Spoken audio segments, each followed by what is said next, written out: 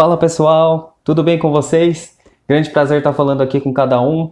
A gente está dando início então ao Papo Reto da Vila, um pequeno estudo da nova Revolução Humana, volume 30, onde vamos tentar transmitir o espírito do Ikeda Sensei através desse pequeno podcast. Então, começando aqui o primeiro capítulo, do volume 30, o Sensei já começa falando sobre propagação, sobre juramento e principalmente sobre como ser feliz é também fazer o outro feliz.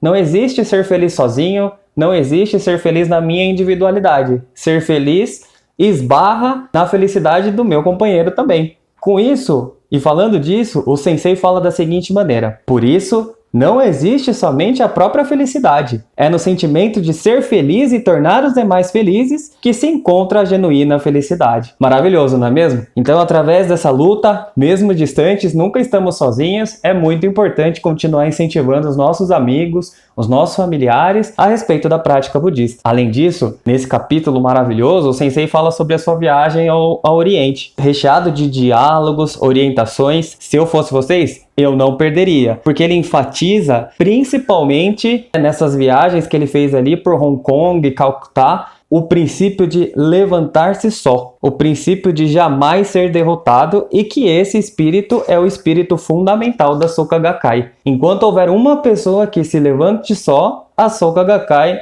não será derrotada. E aí ele falou um pouquinho aqui num trecho que me tocou bastante a respeito de pessoas comuns, pessoas como nós, pessoas do povo, que estão aqui imersos nas suas realidades, em meio ao trabalho, aos estudos, à família, cheio de questões. Mas o Sensei, ele fala o seguinte: eram pessoas anônimas do povo, que avançavam abrindo o caminho do Kosen-rufu enquanto lutavam contra diversos sofrimentos e adversidades. Sem dúvida, eram bodhisattvas da terra, enviados pelo Buda, que surgiram na era impura dos últimos dias da lei, incumbidos da grandiosa missão pelo Kosen-rufu. Então o Sensei está falando aqui de todos nós, que em meio a essa era maculada, cheia de questões, cheia de problemas, nós nascemos encarregados com a missão de concretizar o Kosen-rufu, de jamais ser derrotado, de, através da minha postura enquanto discípulo, promover o avanço da Soka Gakkai e, no nosso caso, da nossa BSGI e, digo mais, da nossa RM Vila Mariana. Então, depois dessa viagem, o Sensei retorna ao Japão e aí começa a narrar aqui nesse capítulo diversas passagens de localidades por onde o Sensei passou. E com isso, eu até fiz uma reflexão aqui que parece que tinha mais de um Sensei, que ele estava em vários lugares ao mesmo tempo. Ele vai passando aqui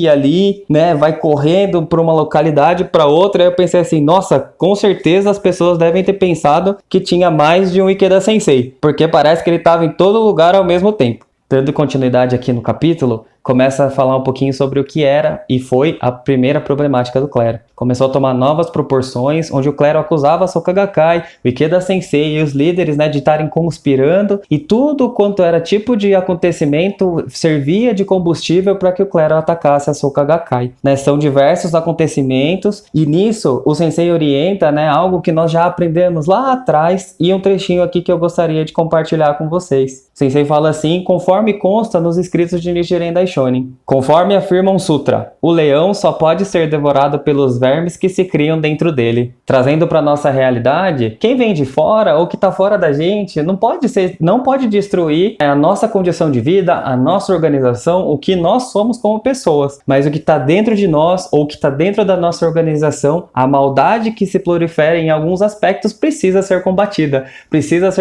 de dentro para fora. Então, dentro dessa problemática, o Sensei decide assumir toda a responsabilidade. E nesse contexto, então, acontece uma reunião onde as pessoas falam que o Sensei deveria renunciar, não só da presidência da Soka Gakkai, mas também da presidência do núcleo de adeptos, de todos os adeptos leigos do budismo de Nichiren Daishonin. Nesse mesmo diálogo, o Sensei fica muito triste, fica muito chateado, porque ele ouve então que os líderes centrais falando para ele que não poderiam contrariar a corrente da época, E o Sensei então pensa, nossa, que coração covarde, porque na verdade o Toda Sensei tinha orientado que precisariam proteger o terceiro presidente a todo custo para que o Kosen-rufu fosse concretizado. O sensei não ligava de sair da presidência, deixar a função dele, mas o que ele queria era criar líderes que protegessem os membros com o coração do Rei Leão. Ele relembra então o espírito do Toda Sensei, esse espírito corajoso de que não é arrebatado pelas maldades, não é vencido pelas adversidades. Então o Sensei fala assim: renunciarei ao cargo de representante dos adeptos e também do presidente da Soka Gakkai. Assumirei toda a responsabilidade. Está bem assim? Tudo será resolvido, não é? Porém, a renúncia à presidência é algo que deve ser definido pela organização e não pelo clero da Nichiren Shoshu. Renunciar à presidência é algo que já vinha pensando há muito tempo e é para abrir o futuro da Soka Gakkai.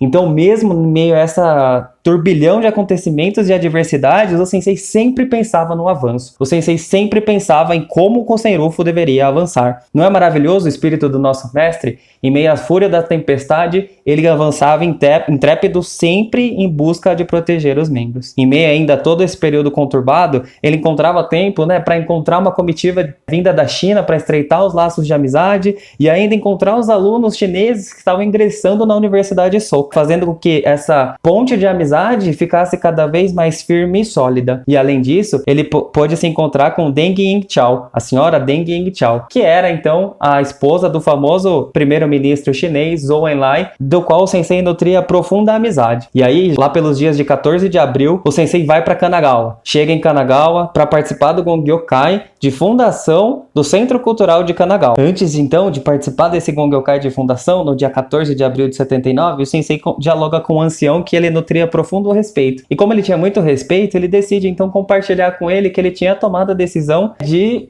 deixar a presidência da Soka Gakkai.